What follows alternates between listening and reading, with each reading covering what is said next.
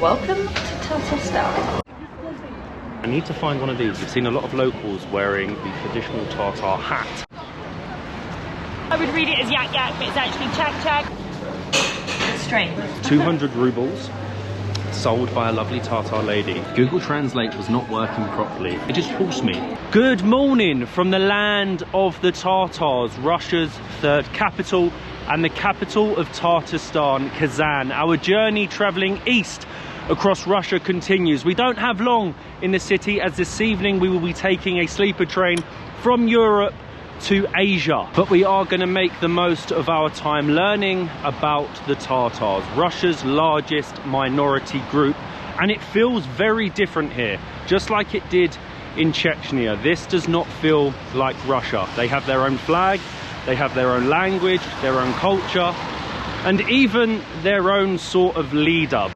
We're actually out a lot later than we expected this morning because as you can see behind me, the weather is absolutely awful. But we're not going to let that ruin our day here in Kazan. Already you can see the architecture is different. Even at our hotel, the shower gel and shampoo was like oud inspired. It's very much like East meets West. And walking on the streets, we've seen quite a few of these like little yellow sort of traveling vans. I thought maybe it was part of like a traveling community, but unfortunately what we've seen is that it's actually construction workers, and these are the conditions that they're living in. You know, you're on the side of the road in a wooden box. From what we've seen, these are all over the centre of the city. They get driven round by the construction company, and the workers, who are mainly Central Asian, have to live in this, and out the front is actually where they shower.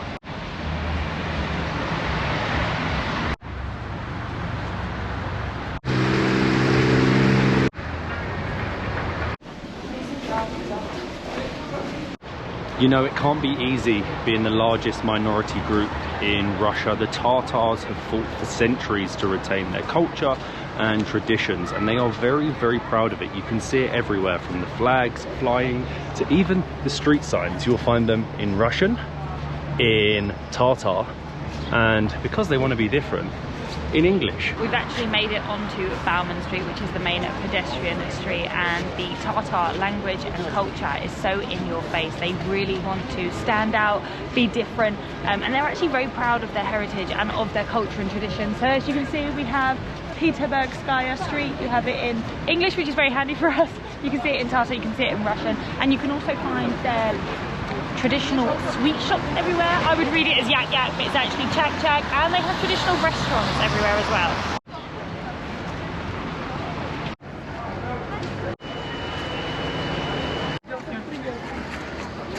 It's really interesting walking around all of the restaurants. They don't say traditional Tatar food, they say national food. They consider themselves their own country. This does not feel like Russia. I need to find one of these. We've seen a lot of locals wearing the traditional Tatar hat, and the aim for today is to purchase one.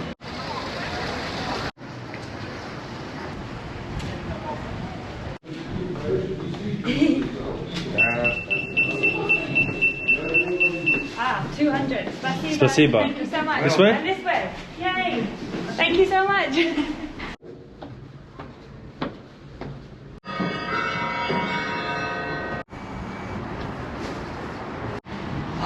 I am out of breath. On the main street we noticed the bell tower. It's actually the Epiphany Cathedral bell tower. It's 64 metres high, and boys, if we notice it as we're walking up them stairs, there were 200 rubles each. This man just sort of like opened the door onto us, and we bought the ticket, walked up all the stairs, and you get the view over Kazan. It was actually once the largest structure in the city. You can apparently see it from everywhere, and it's kind of unusual, I suppose, as Kazan is...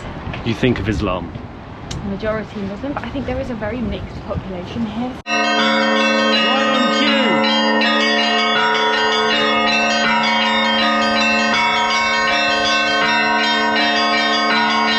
Now that hurt my ears. I didn't think the bells were actually going to go off because there's a gentleman over there fixing them, but back during the Soviet period when you couldn't practice religion, this actually turned into a gym and functioned as a gym for one of the universities. The views from up here are stunning. You can see the whole pedestrian street, you can see the Volga River in the distance, And even the Kremlin.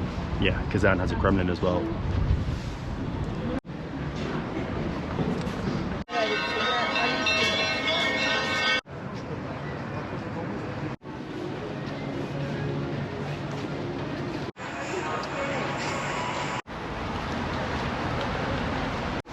Just off the main pedestrian street is the Kazan Central Market, and we feel like this would be a much better place to find some traditional Tatar clothing. The pedestrian street was full of souvenir shops. They were overpriced and it didn't look like the workers were necessarily Tatar. So I feel like here will be a lot more authentic.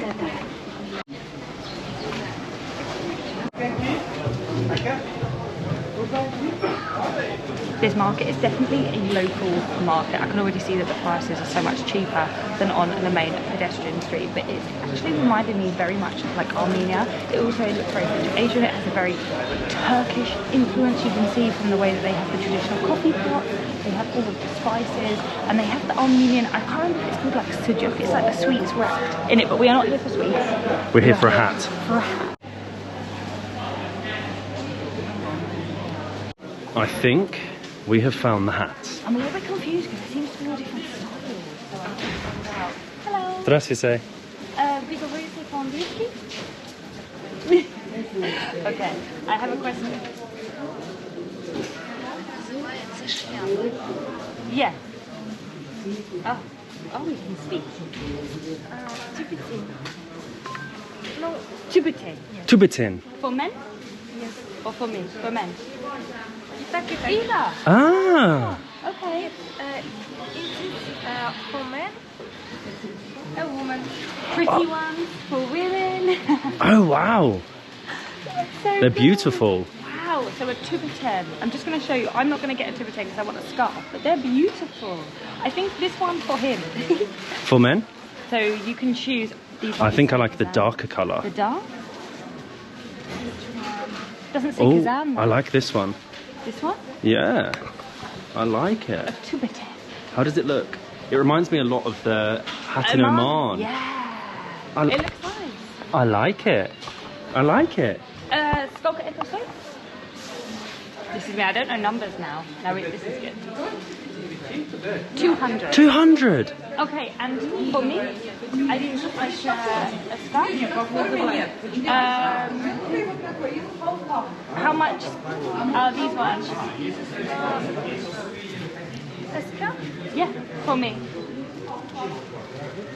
Okay, perfect. So, this. Okay. Which one?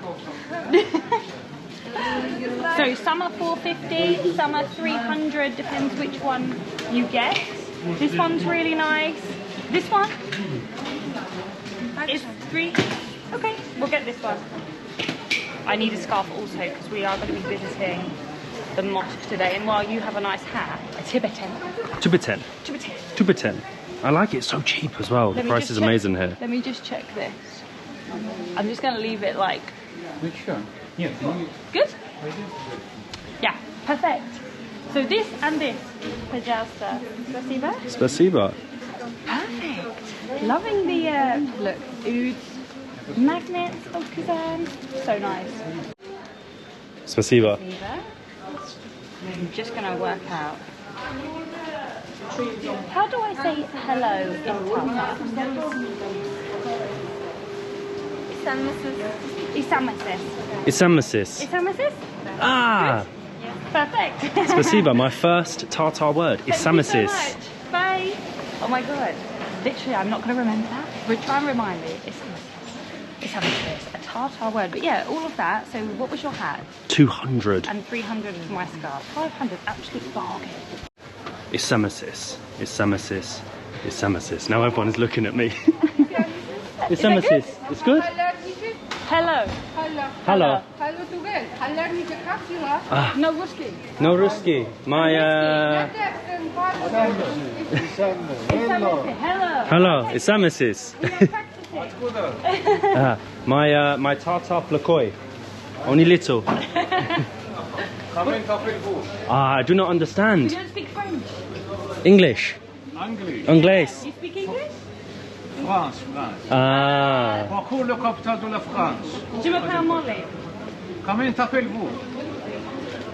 Je m'appelle Molly, is that right? Yeah? Je m'appelle Matt. Ça va? Je m'appelle Pierre. Pierre. Good name. Nice to meet you, my friend. Nice to meet you. Au revoir. Au revoir.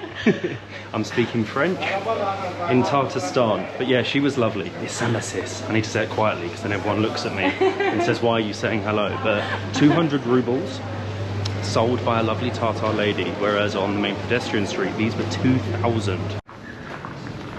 You can find a little bit of everything here in Kazan. Of course, the Tatar culture is dominant, but then you can find an old Soviet Zhiguli in an old Soviet bar. The other side of the road, you have an Irish bar. Behind that, you have a blooming gentleman's club. I just didn't expect to see all of these contrasts in this one city. Even the Soviet flag is flying. I guess you have to give a little to take a lot.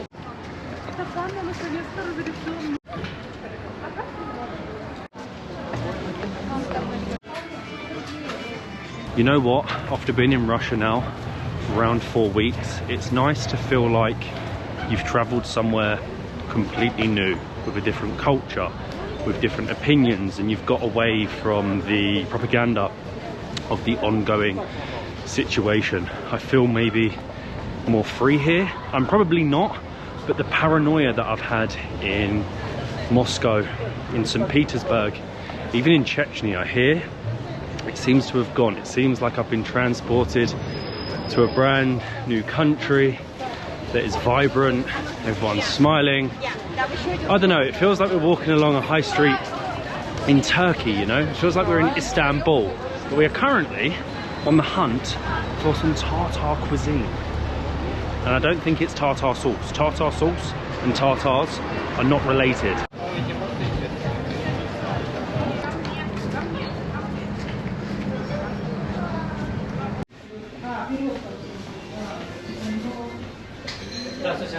Hello, we can reach the English? No English, bad. Table for two? 5 минут. 5 minutes? Yeah, и возможно сводится. You waiting for people to... Okay. 50. 50 Okay. minutes, so we can wait? Yeah. Okay, spasibo. Thank you so Spasibo. much. We are coming to Mahaba, which means welcome in Arabic, and look at how he's dressed, so cute. Spasibo.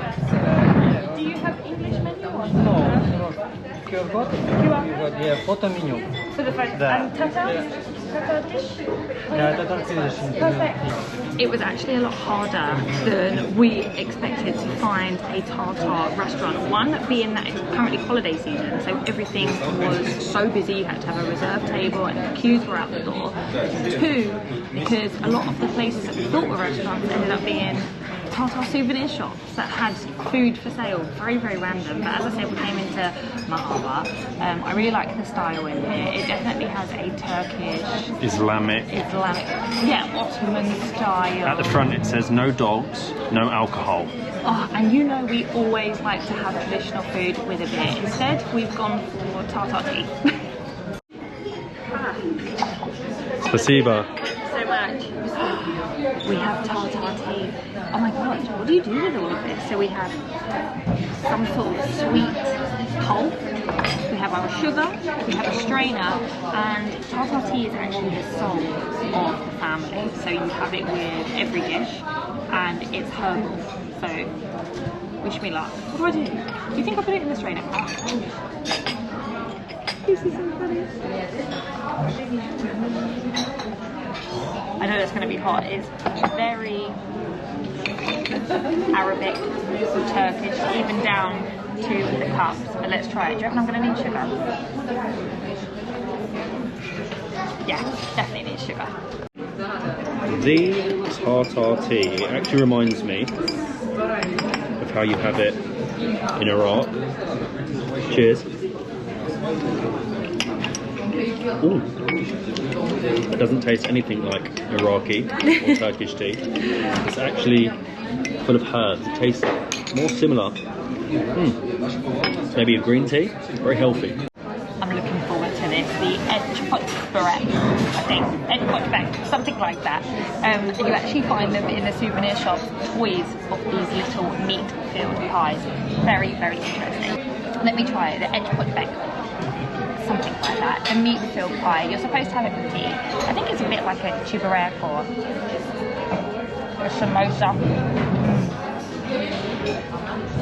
It's really tasty. It's meat, potato and onions, and actually the potatoes were added fairly recently. It's super, super nice. It goes down well with the tea. This really does not feel like Russia, does it?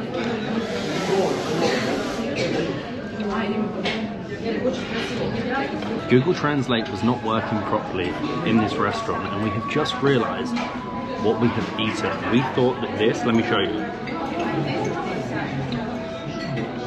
It's beef, obviously not pork because of Islam, but no, it is horse meat, similar to the Central Asian countries like Kyrgyzstan, Kazakhstan. The nomadic tribes have been eating this for centuries, and I thought it was beef. My first time eating horse. It looks the same, it tastes the same, and I really don't feel bad about it. That was actually really, really good. Horse meat. Very unusual. I like the tea as well. It came to 800 rubles, and you can actually just throw on the traditional tartar clothes, I think. Can I try? Yeah. Yeah? Didn't want to do it in case you had to pay. Hang on a second. Oh, you need the matching hat? Oh, you look good.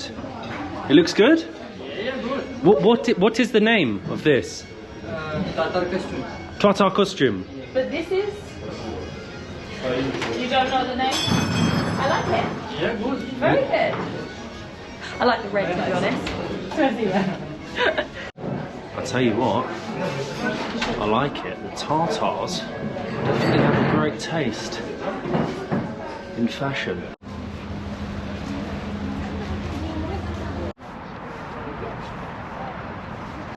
Right at the end of the pedestrian street is probably the most famous thing to see in Kazan, and that is the Kazan Kremlin. I think this will be like the third, fourth, or maybe even fifth Kremlin that we've seen in Russia, the old fortress, and this one's so unique. It does look like a fairy tale fortress. It does. I mean, for one, it's white. Normally you expect fortresses to be made of old red brick. Two, it has like the wooden roofs which are in grey, which I really, really like as well. And lastly, the fact that there is the mosque in the centre of the Kremlin that's blue, that stands out against the white. And It's like the icon of the city. The icon of the city. I think that's exactly what makes it look like a fortress from the outside, but then also like a fairy tale.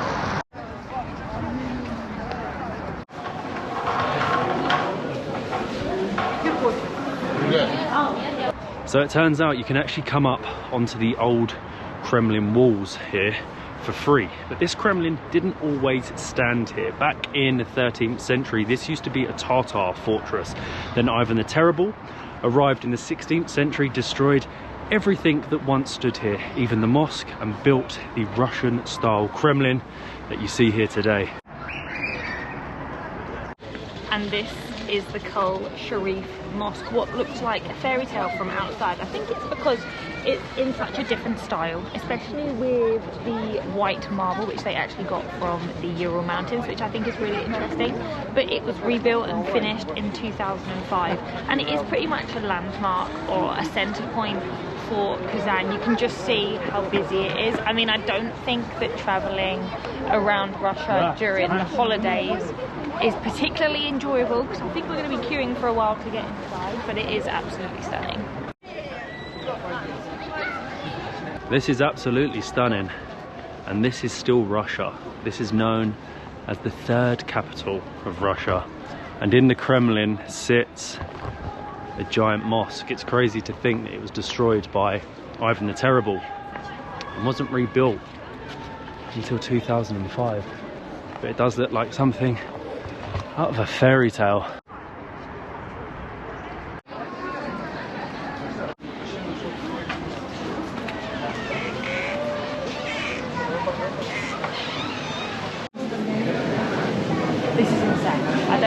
time ever seen mold so busy, but wow, it is incredible. As I mentioned, the white marble comes from the Ural Mountains, but things like the carpets and some of the tile designs were actually gifted from Iran. And lots of other countries actually gave sort of input, and there's a lot of base on the style. You can just see like glass chandeliers. It just looks incredibly new. I don't really know how to explain it. Kind of like when you look up, you normally expect to see more of an Arabic style, but this is sort of more palatial. It looks more Shia. That's what I was going to say. That is exactly right. Maybe that's the influence from Iran, who knows? But it looks as though you have a museum, so you go around and then you can go in.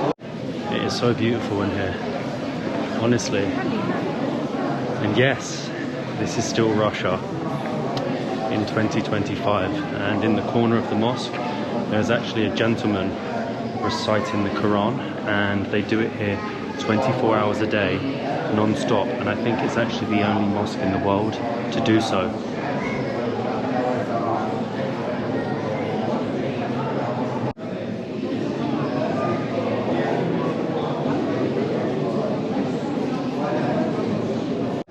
They obviously change shifts throughout the day, but to think this has been non-stop like this since 2005, for 20 years someone has been sat in this chair reciting the Quran.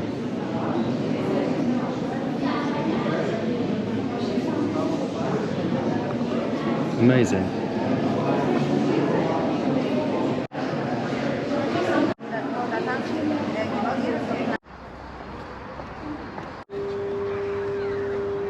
That might be the most visually appealing mosque that I've ever seen, and the fact that it was in a Russian Kremlin makes it even more unique. But we are about to tackle the Kazan metro. I didn't even realize that Kazan had a metro, but we were looking how to get to the other side of the Volga River, and it turns out in 2005 they built the Kazan metro. So it's the first metro that we've been on in Russia that isn't Soviet.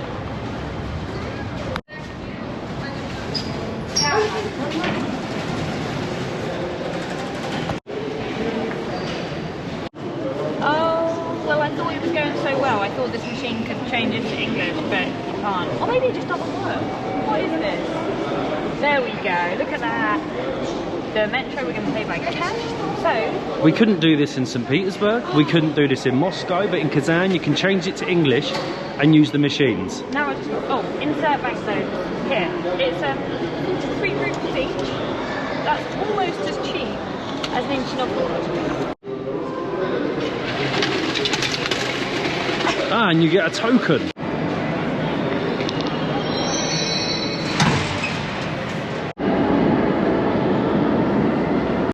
It's quite refreshing being in a metro that's not Soviet. I think at the beginning of our Russia trip we were like in awe of all of the stations, but after a while it does get a little bit boring. Repetitive. That's a good word, repetitive. So yeah, you can see sort of like the Tatar history in the mosaics on the walls, and it's kind of, I don't want to say it because we haven't necessarily been there, but it does look very like Uzbek style. I think maybe just because the colour blue is very bright and colourful, and it does make a difference from the grey Soviet. Grey and red Soviet metros.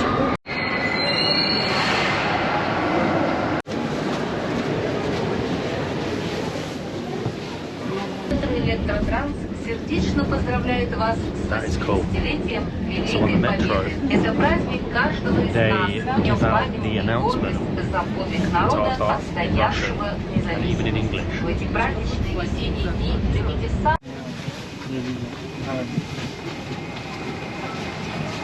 I was a fan of the Kazan metro. I think the only station that is relatively unique is the one that we went from at the Kremlin. We've just got off on what we presumed was the other side of the river, and our maps is currently saying that we are 20 kilometers outside of the city centre, which we are not. There's a problem with maps in the centre of major Russian cities due to drone strikes. They sort of limit the GPS and they block the signal, so I kind of don't know where we're heading right now, and we're a little bit lost. So we weren't 20 kilometers outside of the city. We were only a 2-minute walk to this strange looking building. This is the Kazan Family Center that I think doubles as like a wedding venue, and it was built in 2013, and it is built in the shape of a traditional Tatar cauldron, and then all around it you're going to see these dragons. So dragons are like the icon of the city, and I believe, if my research on Kazan online, which there is not much information, was correct, we can actually go up to the top of it and see views over the Volga River looking at the Kremlin. Honestly, I've never seen a building like it. It kind of looks like something out of Harry Potter. I just imagine someone to come and wave their wand and make a spell. Built in 2013, they could have thought about adding a blooming lift, couldn't they?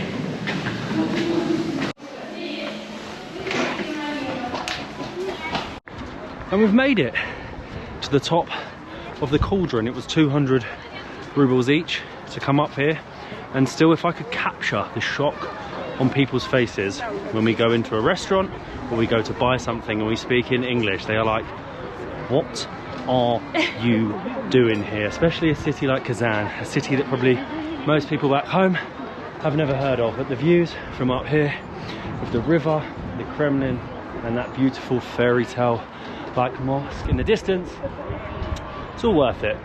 I don't know what everyone's doing. In the middle of the cauldron is like a compass right here, and everyone is flicking and throwing their coins onto the compass, and I have no idea why. I think it's good luck. I want to do it. Because I think, let me give you some money. you see the parents giving the kids their money. Here you go.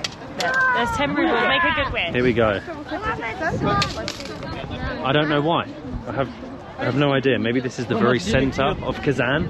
You flick it on there for good luck. One thing I have noticed is when we went up to the bell tower earlier, they left money in all of the holes. They leave the money here. No one takes it. It just stays here. You know, we've just added 10 rubles. Can you imagine at home this would all be stolen within like 2 minutes?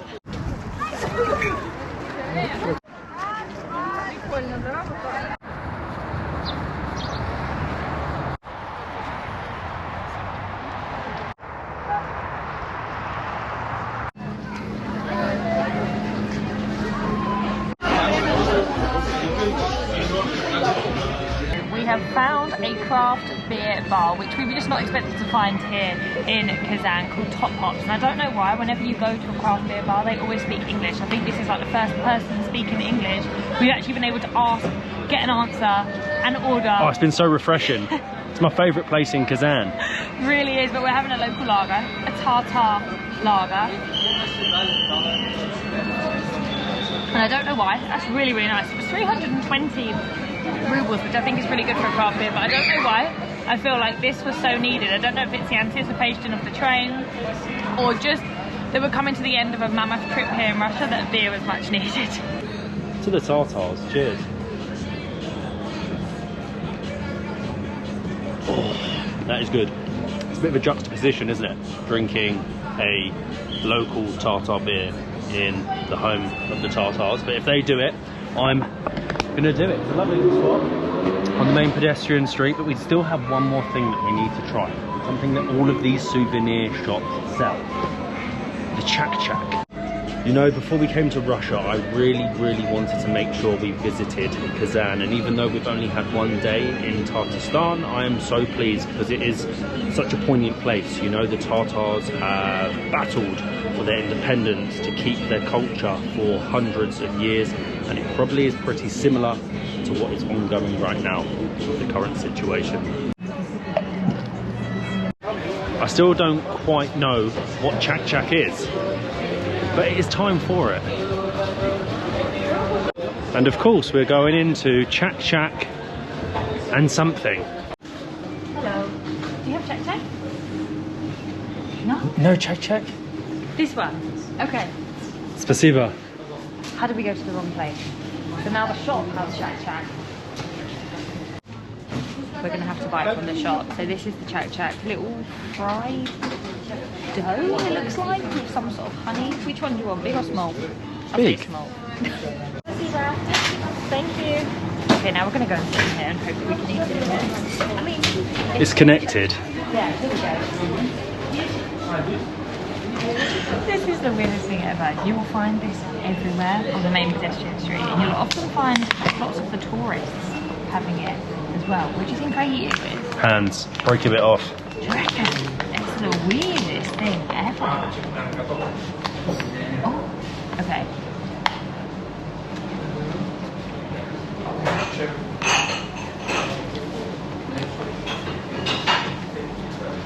It's strange.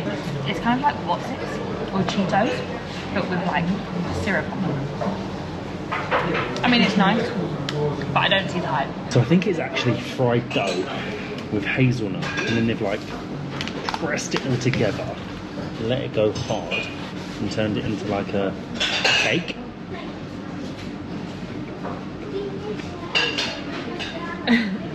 It's chewy. It's a weird texture, isn't it? It's a really strange texture, but this is like the most famous tartar thing. You walk along the streets, absolutely every shop, every restaurant, every even souvenir shop is selling this, the chak-chak. Well, it's not bad.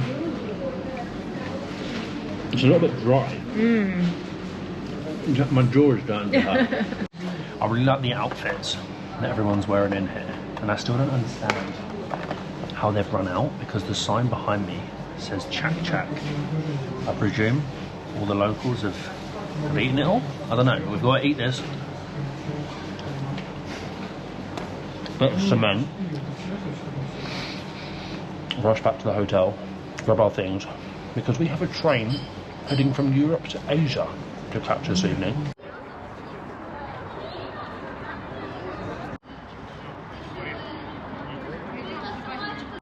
Right, the time has come. We've made it to Kazan train station. It is currently 11:33 at night, and we are about to travel on the Trans-Siberian Express from Europe, Kazan, to Asia, the city of Yekaterinburg. After having our chak-chak, we went back to the craft beer bar, had some dinner, walked around the city for like 3-4 hours, and now we need to find where we're going and board our train to Asia.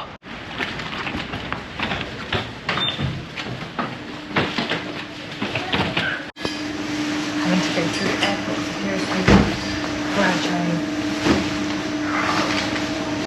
Are you ready for a 15-hour sleeper train? Do I look ready? I do not know whose idea it was to book a train at 00:32. I'm absolutely knackered. God knows when it arrives, God knows where we got to go. These are all things we've got to sort out. Well, I was hoping for an old Soviet train station, like this one. Kazan number 1, but we're at Kazan number 2, which is a little too modern for my liking. There's not many trains going out of old Kazan number 2 this morning, this evening, whatever it is. You've got Moscow to Yekaterinburg, you could head to Omsk, or Moscow to Surgut. I have no idea what's going on, but there was an announcement in Russian, and everyone has got up, and they are running, pushing, barging towards the platform. I feel like a herd of sheep or cows or something. I'm a little bit worried because you only have like 5 minutes when the train arrives. And we're in car number 1. I need to work out which side one's going to be. Oh my god, now let's do it. This way or this way? Ramp. Take the ramp.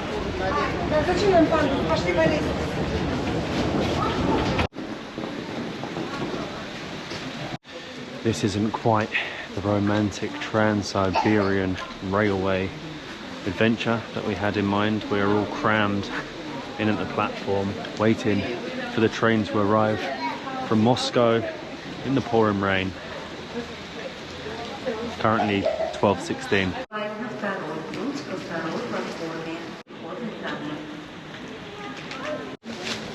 So we're in compartment 1. Luckily the ticket is actually in English, so it gives a lot of information. We're in car 1, we know the train number, we know what compartment, top and bottom number we are, but we're just trying to work out if the train comes from this way, number 1's going to be here. If it comes from that way, it's going to be over here. So either way, well, we might have to run to the other end of the platform.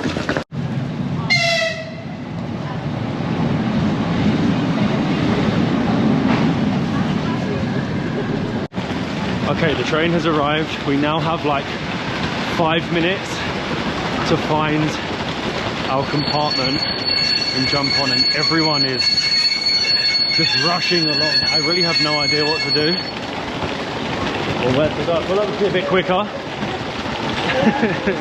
But there it is, our Trans-Siberian train. What number is this? Number 7. So this way. Keep going this way, this way, this way. We need to find number 1. It looks like everyone is getting on our compartment. Car number 1. This is actually really stressful because there really isn't enough time for people to get on. We are literally going to be last on. We were probably first at the train station as well. We came here with so much time. But they make you panic with the way that they run. And now we've got to do it. Здравствуйте. Oops, sorry.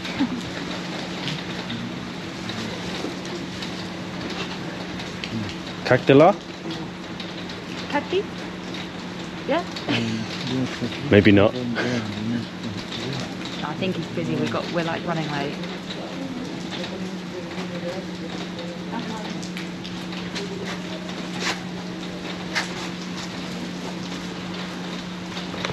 It's an intense look. Спасибо. Thank you so much. I was worried because your name is not full on the ticket. That was what the intense look was. Спасибо. Thank you so much. Here we go, we're on. I wasn't sure we were going to get on. I'm actually excited now. So this actually cost us about 60 English pounds each. And I think we've got second class, but someone actually had to book it for us. Oh wow, look at all the booths. I have no idea. Hello. Oh, I think we might be... Oh. Everyone, literally everyone is getting on from Kazan. Wow, everyone's awake. No. Do you think they're asleep? Oh no. We have so much luggage as well. They're asleep.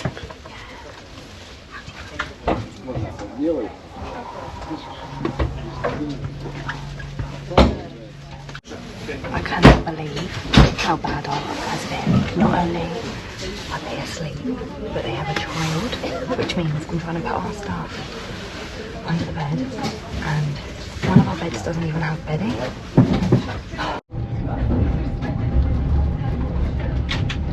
We have no bedding. Spasiba. Oh. I don't even know if this is etiquette on the train journey, but I've gone and asked the guy, like, we have no bedding. He said, go.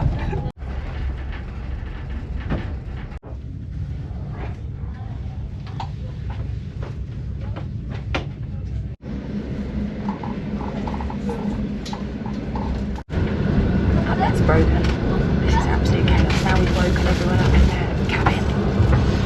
The guy's having to like really manhandle his bed. It's currently 10 to 1 in the morning. The bed is fixed, the sheets are on, but absolutely everyone on this train is asleep. The lights are off, so we're going to try and get our head down. Get some sleep.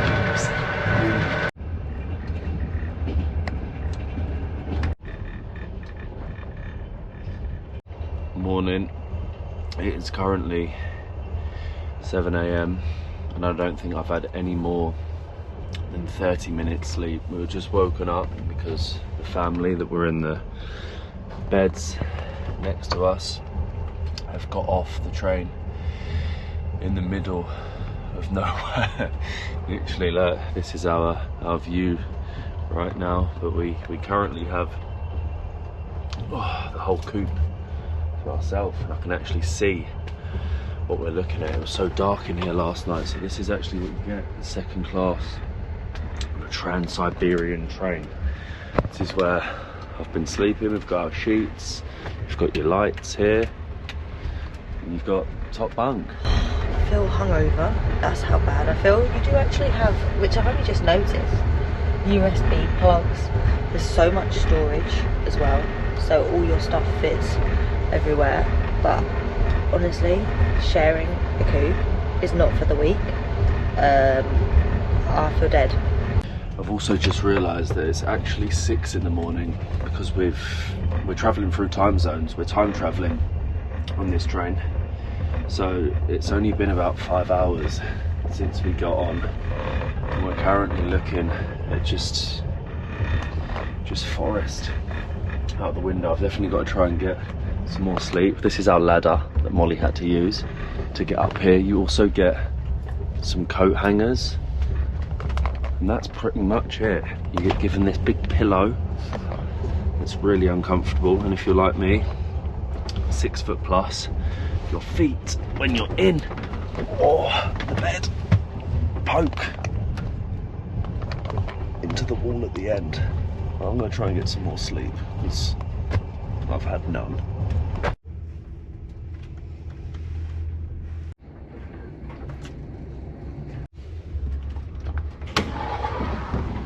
Well, that was possibly the worst sleep of my life. It is currently 12:03 in the afternoon, and I think the train manager has been in while we were sleeping because Mr. Maxim Pavlov has left his card for us. I presume he knew we were foreign and wanted to help us. If I could call Mr. Maxim Pavlov now, I would ask him, oh, going for a tunnel, how do I get a coffee? We went to the shop last night and got loads of bits, and I'm in desperate need of some caffeine.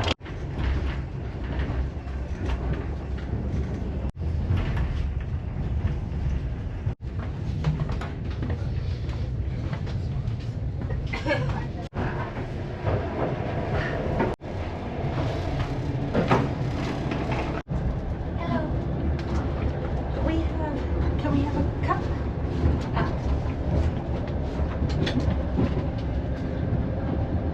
Oh my god.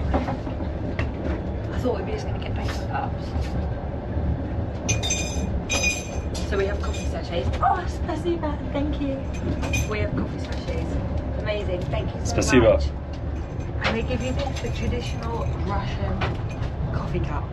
Honestly, I need this coffee more than anything with the state of me, but at the end of our coupe you actually have hot, cold water, and you just ask the guy who gives you these. Oh no, I didn't get it. This is the most unique cappuccino I've ever seen. I got this from the shop yesterday. Chinese cappuccino. I love these cups though, honestly, right. What do you do? Push it. No, with the cup. Oh yeah. You can tell she hasn't been on a Russian train before. Oh.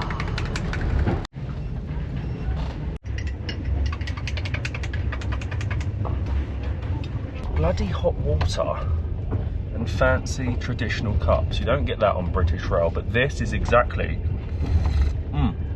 what I wanted from our Trans-Siberian adventure. Sitting in our coupe, drinking our coffee, and taking in the sights of rural Russia. Real adventure.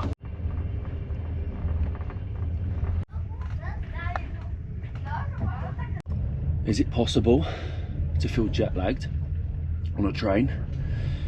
Because I feel it. It shows just how big this blooming country is that we have gone forward 2 hours during this 15-hour journey as we head from Europe to Asia. The plan still remains to head as far east as possible, and then we're going to fly out from whatever city we get to. We don't want to cross the Russia-Estonia border again. We've heard horror stories and we got lucky once, so I do not want to risk it again. But we've got probably 2, 3, maybe 4 more hours left on here, and then we would have made it to Asia, Siberia, the Wild West.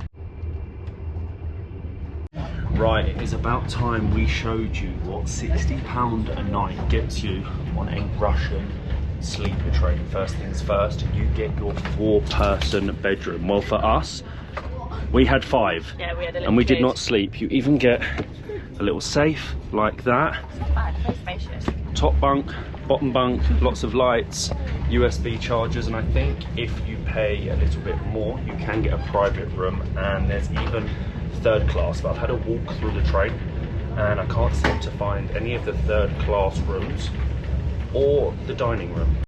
But in our carriage, you get the hot water for your coffee and our bathroom facilities. You get a toilet, which he's been keeping pretty clean, to be fair. Normal, modern toilet, not like what you get in India. And it doesn't smell too bad. There are 2 toilets, but I think this is actually the shower. Is it? Oh yeah, it is. Toilet number 2. Also smells okay. And then you have your shower for the Trans-Siberian Express. This is definitely one of the newer trains. I was hoping for one of the old Soviet ones, but doing part of the Trans-Siberian Express has been on our bucket list for years. You know, the world's longest railway. Moscow to Vladivostok takes around 8 blooming days, and all the locals that are on here, they're prepared. They have everything you need for a train journey. Some of them going for 3, 4, 5 days just to visit family and loved ones, so we can't complain about our little 15-hour journey. But it's quite a poignant one, you know, because we've traveled all the way from Europe to when we arrive in Yekaterinburg, Asia. And it's so strange just looking out, all these tiny villages. Like, what are they doing? How is life in this village in the middle of nowhere?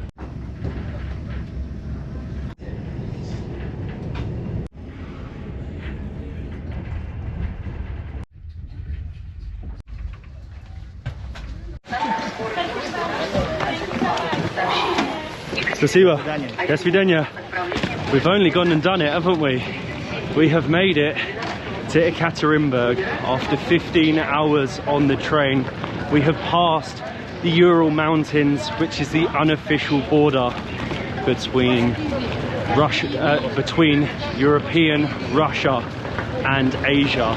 Siberia. We are inside of Siberia. This has taken 10 hours on a bus from Kazan and then 15 hours on a sleeper train on the Trans-Siberian Express. We now need to find our hotel, which is the most Soviet hotel in all of Siberia, and get some sleep. But we've done it. We've made it. Asia.